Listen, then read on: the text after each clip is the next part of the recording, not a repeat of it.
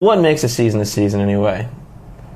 Well, contractually, we're obligated to. Yeah. But so the first season was finished, and we kind of had some time between the first and the second to kind of decide what we'd like to do differently. And there were some kind of things that we all felt like we should do differently while we were doing the first season. And one of the questions that kept popping up was, should we change this animation? Because the animators were doing some amazing tests and going like, hey, if we don't want it to squiggle, we don't have to have it squiggle. Right. And do you want to take it from there, Loren? Yeah, it was actually delayed gratification because we knew we had the technology in the first season, but it was a little too much to switch mid-season. So we sort of had to wait until the second season. Right, exactly. Finally, we were able to just, in the little period, the down period, the animators were able to sort of retool their system. Which was the Flash animation, exactly. Right? Flash, this program called Flash had come out, and it kind of was a nice sort of low-cost alternative to the program they'd been using before. And we all sort of had this aesthetic realization along the way, which was it doesn't have to squiggle. Right. And I think, I mean, personally, when I was looking at like what squiggle vision was, you know, it felt like it was Dr. Katz's thing to me. You know what I mean? That's right. And I was like, and it was funny because like you're working at the same production company, and everything kind of is innately compared to Dr. Katz, which is a big success comedically and also something else, Lee. But animation and Lee. But it was a big success, and you're always compared to Dr. Katz. But we're like, there's kind of like this kind of smart-assy punk in us that was like, we don't have to be Dr. Katz. We're our own show. We're our own show. We can do whatever we want. And then that was the big realization too. Is like, we can do whatever we want. Like that was like a big. And that's when it started to go ahead. But also at the same time, we have nobody to please because there was no audience to us, you know, as far as we knew. No. I mean, like there was probably something lingering out there, but we were not in tune with it and had no connection with it whatsoever because it was just the first season that it aired. So we said, screw it, we're changing animation, and we feel good about it, and you know. And immediately everyone loved it. Yes. Everyone loved the new look. Yeah. Yeah. The animators, everyone meaning us. Everyone meaning on this couch. As far as our audience, which is us. Which was pretty much who we thought with only people watching it. Right, anyway. exactly. Yeah. And I think also a lot of credit to the animators because one thing on Dr. Katz that had sort of seemed like it necessitated the squiggle was that no one's going to move. No one's going to do anything. Right. It's going to be all talking heads all the time. No one so much as, you know, really did more than maybe blinked and raised an arm. And right away with the home movies, because of the people who were working with, the animators, they were chomping at the bit to start doing, maybe Brendon does walk across the screen in a certain shot. Maybe we do see a little bit of action. It was still very limited by the budget at the time, but these guys wanted to have a little bit more traditional sort of just action, motion. And so the reason for the squiggle was suddenly much less relevant. Originally, it was thought that was somehow going to keep your eye kind of focused while nothing else was moving. Even that is a shaky premise, perhaps. that is the worst premise in the world, I think. I thought it was fast and cheap. No, but if you are like sitting with another guy in a room, and like you said in the commentaries, discovering animation for the first time, just like all of us were discovering voiceover and editing and writing, but you go like, hey, look at this. Look at this. Yeah, otherwise, you're not going to look at it. Hey, and they're like, oh, nothing's moving. Click. It must not be a show. Yeah. You know. But that was part of the premise, which is the shakiest premise ever. Yeah, it's literally. No, it's a little weak. You know what? When I watched Dr. Katz, and it made sense for the logic of that show, meaning that like you'd say something absurd and cut to somebody staring at you. Deadpan, kind of squiggling, and there's this kind of kinetic, weird energy. And it worked great for Dr. Katz. And we just kept on going in motion and kind of like making things faster and pacing faster. And actually, and every time we would, I guess in our own way, kind of challenge the animators to do something, they would exceed our expectations every single way. Right. And which ended up being kind of detrimental to them because we would challenge them further each time in shorter amounts of time and make them animate more. Yeah. And it ended up just being that thing until we made them hate us. No, I mean, not, some of them did. They might have, some of them. Some of them, I think, some had of them great hated hatred. some of us. Yeah, some of them hated me, probably. I would go to say, because your imagination can do more than what Flash can do in a shorter amount of time. Like, watch this: waterfall, outer space, dogs, helicopter. 10 new characters, helmet, 8 new octopus. Costumes. There you go. I just did that right now. Now you animate that in that time. Yeah. You can't do it. Right. You can't do it. Not even like it's impossible. In an hour. Yeah, I think weekly we had to remind Brendon the animators just don't have time to do that. Right. Yeah, I was like split screen dolly shot.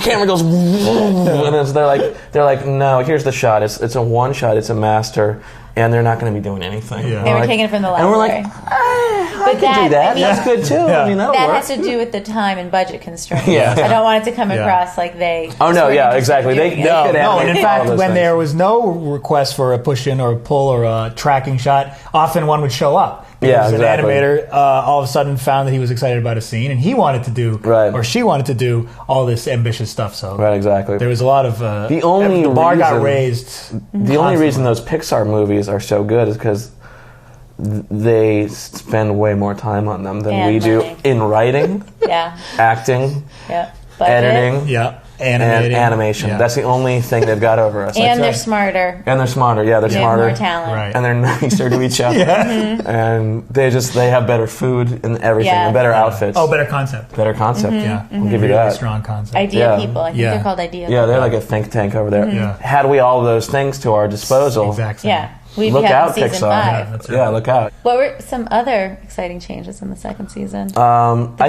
I think one thing the dad, the notion of the dad, Paula's job we wanted to give her, basically kind of like put this conflict in where the dad was in the picture and he seemed to have a lot of stuff going for him in a new life, and Paula's life is going rather poorly. She's losing her job, drinking a little bit more actually. It's kind of on the periphery, and Brendon kind of being caught in the middle of that. And Coach McGurk also being caught in the middle of that too, kind of like, where do I fit in? Right. There's like a double father figure. Jealous of the father's relationship. And just kind of exploring that world and just trying to open up like more and put more subtext into the show and just kind of put more of a theme and then like in fact, an arc in the Pizza Club episode, the subtext becomes a text because that's when Coach McGurk is explicitly jealous. He's just like, I don't understand why you would go and have lunch with your father and call it Pizza Club. It's rude. I should go. Right. And that's a really sweet episode, one of the best ones in the season, I think. I think we got excited about bringing more people into the home movies world. I feel like we had a lot of new characters that became reoccurring characters instead of just even characters that we had happened upon in the first season. In the first season, kind of like became bigger and more interesting to us as like the group of people that put it together. We started getting excited about those things. Though it's funny in the way thinking about that wedding episode where it kind of comes back. Some of these guest characters reoccur. The season finale. The wedding episode is the last episode of the season, and we get to put in the dad and his new wife and Arnold Lindenson, which is Paul's boss, and then this friend of the family's Kelly character. What was her name? Stephanie. So she is going to hit on Coach McGurk, and the nice thing about that, in a way, watching it yesterday in the commentaries, is like, she's most interesting because she engages Coach McGurk in this new way that we hadn't seen before. Right. And that is this whole new part of his personality. Isn't that great? Yeah. That you've never seen. And that's sort of the nicest thing, is not so much exploring the characters for their own sake, but adding characters that open up new area. And the Brendon character in that episode is really well used too, because all of a sudden you get to see him in sort of reacting to a whole new family dynamic. Yeah, and so and the whole second season has a lot of that actually. Yeah, I was looking at the second season, and I was thinking the same kind of thing, because you're watching it kind of through Brendon's eyes in some ways. That here comes this family member that like he hasn't talked to in a couple of years, has kind of been out of the picture, his father, and not only that, he's bringing in a new family with him. Right. So you're kind of like watching it through Brendon, going like, who are these assholes? And why are they in my show? You know what I mean? So, but like you kind of have to deal with that in the way that he has to. I really do like the second season a lot. It's wonderful. And I think there's some moments that kind of are unparalleled in future seasons, right? But also completely dwarfed by future seasons. So I mean, whatever. It's like it's hard to kind of critique anything that you do, but and every season is sort of an artificial. I mean, there were some big moments, definitely Squiggle Vision. And a lot of the evolution of the writing, but in a lot of ways, it's still episode to episode. Right. And you can have an episode in the fourth season that, in many ways, drops away a lot of what we've learned, either on purpose or by accident. I think that happens though in the future. I think what we do is we go back in season 3 and 4 and go like, okay, it's great that we did that, and we can use some of those undertones, but let's make it funny first of all. And let's make it just work, you know? We got really excited about making it funny. Yeah, we decided to make it funny somewhere in the middle. That's when we started getting a lot of feedback about more funny. Yeah. I was really struck by the movies yesterday, the kids' movies, yesterday watching the commentary. That's true. Not as if I haven't watched the episodes in a while, but it was nice to watch them but you haven't. For the recording of the commentary. No. And the movies had obviously taken on a real life of their own in this season. I don't remember in the first season if there was any point at which the production just kind of spun out of control into this whole other world. No, where the animators felt really free to just give the kids this power to really create almost kind of this, it almost breaks the laws of the logic of the show, but it doesn't quite, or if to the extent that it does, it doesn't matter because it fits. You know what I mean? It makes the kids' movies great. Yeah, no, I completely agree, and that was something that the animators would you could tell they embraced those moments of the movies because their brain would start going, and they would go can we have all this stuff? And I'm like, you got to make it crappier. You got to make it worse because these are kids, 8-year-old kids. Yeah, these are 8-year-olds, and then there'd be times where it looks so good we can't. You can't. Yeah, okay, make something crappy and cardboard in the background. Right, put a cardboard Can the phone sign be in a the fake? background. Can they use their hand for a phone like babies would? Because the production value on the kids' movies all of a sudden became better than the production value on the show. Yes, in a way. Yes. Yeah. One other thing that just has to do with characters, I think Melissa was a great character to have as a kind of a voice of reason and kind of just kind of keeping everything together, keeping it on track. But I think Melissa really starts to shine in season 3 and 4, and I think that's when we kind of figured out Melissa can do all these great things, and we made her kind of a badass and she was a goody two shoes a lot in the first season. Yeah, but she has this ability to kind of go further and go the distance, and that was something that we all kind of discovered. Wow, Melissa can do all these really cool things. Right. Why didn't anybody tell us that? Or we're supposed to do that because we're writers. And I was like, this is stupid. Writing is dumb. I should have. Get lunch. Then I decided to our luxury, Cartoon Network was desperately trying to build this Adult Swim, and they had shown a season of our show, and they would rerun it like crazy. They'd run it back to back, and everybody was getting sick of it.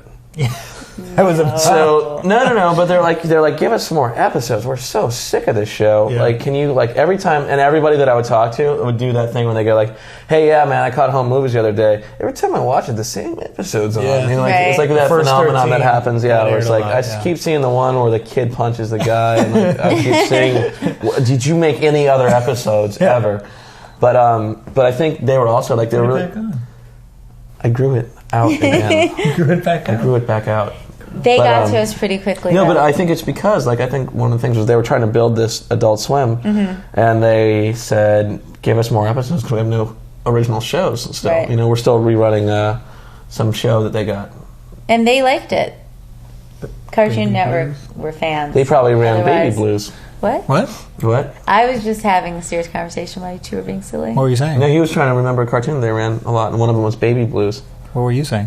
I was talking about what fans Cartoon Network were and thanking them for picking us up off the ground of UPN. The best thing about doing a TV show, I would say, is having a network to do it with. Yeah. Yeah. Because it's weird when you just do it at home. That's right. It just gets sad after a while. Yeah. There's only so many roommates you can drag into your room and go, hey, dude, look what this is. There's a great new show on. Yeah. Having said that, people around the world are doing things better than home movies in the privacy of their home, and I know that.